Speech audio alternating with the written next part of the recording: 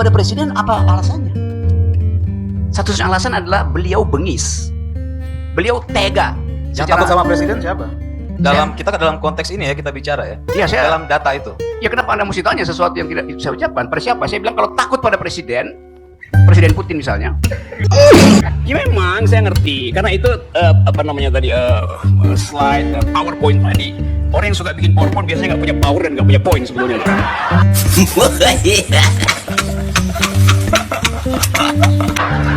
Karena dia hanya bicara secara imajinasi dan pakai teori-teori yang kadang-kadang di kampus saya udah ketinggalan zaman. Oke.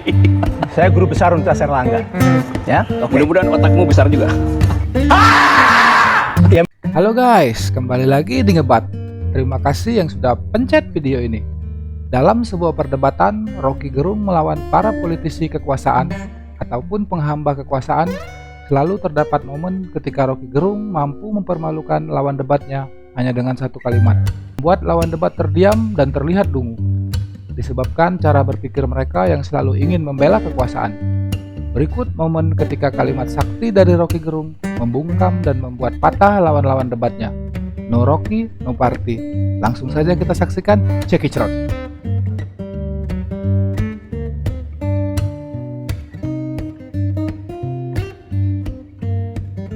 Yang pertama, ada Teddy Kusnaidi, langsung dibungkam dengan cerdas. Politisi penghamba kekuasaan ini dibuat dungu oleh Rocky Gerung ketika dia mencoba membela junjungannya Presiden Jokowi. Yang ada, dia malah disekak balik oleh Rocky Gerung. Kalau saya bilang saya takut pada Ibu Mega, bukan saya takut karena saya hormat pada Ibu Mega. Lain posisinya itu.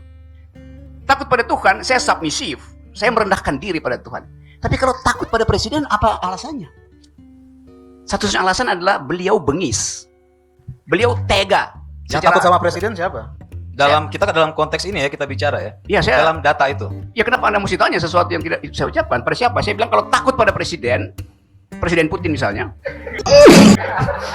Cerdas. atau Presiden Wakanda. Oke, Karena dia bengis. Rocky Gerung takut menyebutkan Jokowi. Terima kasih Anda sudah sebutkan. Sebutkan saja. Oke. Yang kedua, ada Henry Subiakto.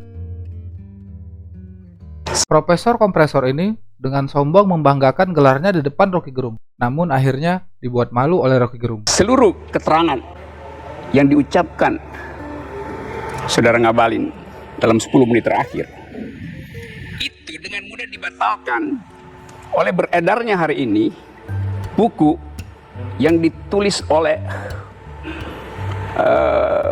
Ben Bland, researcher dari Australia, yang judulnya Jokowi, A Contradictory Man atau A Man of Contradiction. Nah, masyarakat Akhirnya kan nggak ada gunanya tuh. Jadi diturunin 10 miliar hanya dengan satu review tentang buku itu selesai.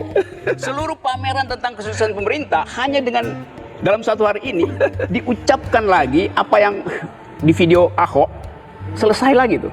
ada error in objection. Jadi objeknya aja udah salah. Oke. Karena saya yang tahu persis lebih tahu tentang persoalan dana itu saya. Oke, Karena saya gimana, di Pak? kementerian. Dan tidak ada yang namanya influencer di kementerian saya ya. Di Kementerian Komunikasi dan Informatika tidak ada influencer yang dibayar untuk menjadi megafon, katakanlah megafon komunikasi publik pemerintah. Oke. Saya pakai influencer di sini.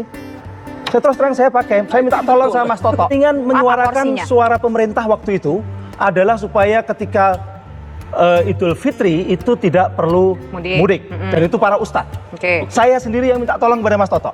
Wah, Pemret TV One. Oke. Nggak pakai bayar. Oke. Nggak pakai bayar sama sekali. Saya juga minta tolong kepada seorang tokoh besar yang mengajak artis-artis. Ya. Dan itu juga bikin ada Ahmad Dhani artisnya, ada Yuni Shara, ada nggak bayar. Oke, itu nggak bayar. Nggak bayar. Nah, kemudian memang ini kan ICW ini kan ngelihat dari seperti Rocky ini tahu fakta.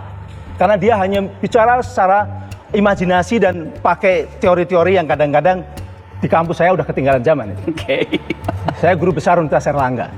Ya, oke. Mudah-mudahan otakmu besar juga. Kesombongan berakhir malu. Ya minimal saya profesor beneran, kalau Anda kan belum tentu. Oke, kita Yang ketiga, ada Mr. Q, Kodari, sang pembela kekuasaan. Kalau dia orang kaya, nggak mungkin dia keluar rumah. Kulkasnya penuh. Bahkan dia bisa pakai private jetnya untuk beli Gak bisa bang, susu pakai helikopter bang. ya, Kalau private jet gak bisa, pakai helikopter bisa naik ke atas. dia itu orang kaya, lebih kaya dari lo gitu. Jadi lo nggak usah bayangin apa-apa gitu kan. Saya yakin sekarang saya lebih kaya daripada abang. Itu nanti dibuktikan di KPK. Pasti banyak lah dolarnya Kodari kalau diperiksa KPK mah. Hihi. Jadi yang dibuat oleh Tempo itu adalah dosanya Jokowi. Dosa Jokowi itu diterjemahkan secara politik impeachable. Mungkin di-impeach itu, mungkin dilengsarkan. Lalu apa yang problem di situ kan nggak biasa aja tuh. Jadi Bung Rocky ini nggak ngerti hukum tata negara sama sekali dia. Karena dia bilang bahwa presiden harus turun sekarang. Padahal presiden itu cirinya ya setelah reformasi dan amandemen konstitusi, posisinya itu makin kuat karena dia fixed term selama 5 tahun. Pertama, nggak ada satupun indikasi, nanti abang jelaskan ya, di DPR, di Mahkamah Konstitusi nggak ada itu. Lagian ngapain di-impeach, proses berapa lama? Bulan Oktober Pak Jokowi udah turun sendiri. Sesat pikir, betul-betul sesat pikir. Mimpi di siang bolong itu. Jadi pada titik itu Bung Rocky bukan cuma nggak ngerti sistem politik Indonesia, dia juga nggak ngerti matematika. Matematika yang paling dasar Bu Macica. Bahwa anggota DPR itu jumlahnya sekian-sekian, lalu kemudian ada partai politik, dan partai politik yang mendukung Pak Jokowi itu ada berapa. Itu. Jadi ini namanya mimpi di siang bolong.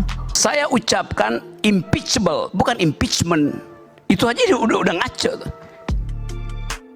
Nangkap nggak bedanya antara impeachment dan impeachable? Tunggu, saya tanya dulu, you nangkap nggak? Ya kalau nangkap, artinya you salah kan? Jadi kalau urusan bahasa Inggrisnya you nggak ngerti, bagaimana saya mau terangkan dibilang? Malunya luar biasa, Bos. Ya nggak usah bicara yang terlalu jauh dan tidak masuk di akal. Jadi Rocky kadang-kadang kalau kita perhatikan nggak masuk di akal juga dia. Kira-kira begitu, nggak usah marah Rocky. Kok bisa ada dua orang dokter nggak ngerti tata bahasa gitu ya? I'm talking about impeachable, bukan impeachment. Barusan Anda sendiri terangkan, mesti diproses di DPR. Itu impeachable namanya. Kira mesti kita sambut dengan bagus bahwa impeachable itu adalah sesuatu possibility atau bahkan probability. Kalau saya tanya, ini dua dokter itu beda antara probability dan possibility, tahu nggak? Apa bedanya coba? Asrun, ngerti nggak? Nanti setelah kamu dulu ya. Aduh, Profesor, malu-maluin ah. Kamus. Masa itu you mesti lihat kamus. Probability itu adalah ukuran statistik. Possibility adalah kemungkinan politik. Terima kasih. Oke. Yang keempat, ada Irma Caniago. Senjata makan tuan. Kan kita bisa ujikan itu. Misalnya, tiba-tiba Nasdem secara radikal mencalonkan Anies calon presiden 2024, Ahok adalah wakil presidennya tuh. Coba kita pikir, berhenti tuh bullying tuh. Karena difasilitasi kan dua-duanya Nasdem, LSM Nasdem kan, penggagas kan Ahok dan Anies, masuk akal aja kan. Nah itu yang kita mau lihat sebetulnya tuh. Jadi mohon maaf Pak Karti, sebentar sedikit. Boleh? Ini badut ini ngomong apa sih? Ini badut kok dipelihara di sini? Mana ada Nasdem mencalonkan Anies dengan Ahok? dia nggak tahu saya bikin thought Coba eksperimen dong. di kepala tuh. Ini forum ILC ini ditonton oleh orang se-Indonesia. Jangan lagi disebut-sebut lagi beliau mengatakan tempat ngibul gitu loh. Membuat ILC ini terdegradasi loh. Males jadinya datang ke ILC ini kalau ada orang ini. Jadi dia sebut saya badut. Dan cara melayani bullying semacam itu adalah dengan tepuk tangan aja. Bahkan itu saya ujikan, seandainya Anies dipasangkan dengan Ahok, saya pakai kata tadi seandainya, badut nggak mungkin pakai seandainya tuh. Ini nih yang namanya diserang balik dengan senjata sendiri, cerdas.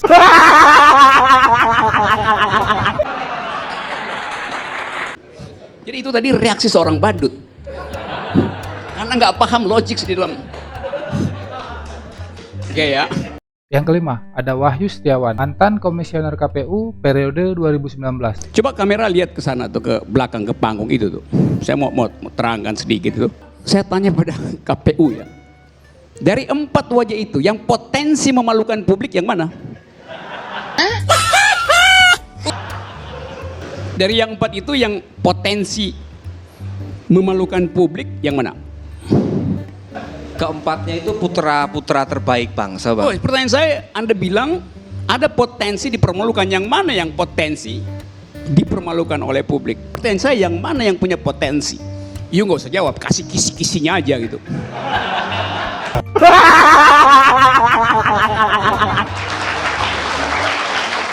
Yang keenam, ada Akbar Faisal. Ini adalah pertemuan pertama Akbar Faisal dengan Rocky Gerung. Di momen ini Akbar Faisal terus mencoba untuk mendebat Rocky Gerung. Dan Rocky Gerung mematahkan argumen Akbar Faisal dengan kebiasaannya yang suka menggunakan PowerPoint. Rocky berkata, orang yang suka menggunakan PowerPoint adalah tanda orang yang tidak punya power dan tidak punya poin. Cerdas.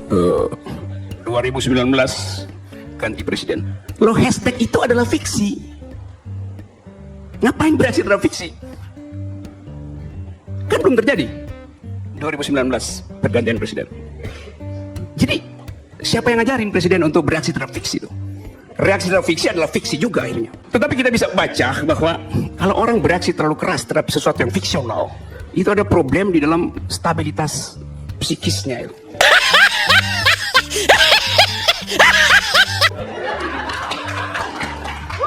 Silakan Mas Arya kalau mau jawab dulu. Saya jawab.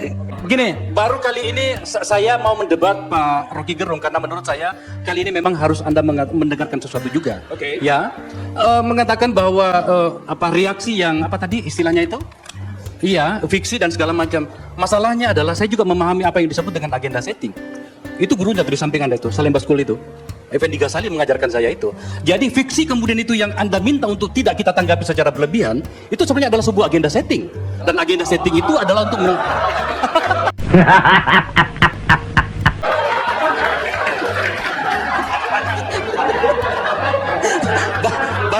baru kali ini saya lihat Pak Rocky itu membuka jaket. Nah. Pak Rocky Gerung pada banyak bagian kritik Anda saya nikmati. Tetapi menurut saya ada juga yang perlu Anda dengarkan. Setidaknya Anda menganggap bahwa kami tidak bodoh-bodoh amat memahami. Saya paham bahwa Pak Akbar setempuk data, tapi saya jadi nggak yakin dan nggak mau percaya. Karena dari awal dia udah disclaimer bahwa dia bukan ahli ekonomi, bukan ahli statistik, bukan ahli matematik tuh. Jadi ngapain saya dengar itu? Pak Rocky, Anda udah dijawab. Pak Rocky, seharusnya Anda sudah paham ketika saya mengatakan bahwa saya bukan ahli ekonomi, yang saya paparkan adalah data yang sebenarnya tidak perlu Anda baca lagi. Ya memang saya ngerti, karena itu slide, PowerPoint tadi. Orang yang suka bikin PowerPoint biasanya nggak punya power dan nggak punya poin sebetulnya.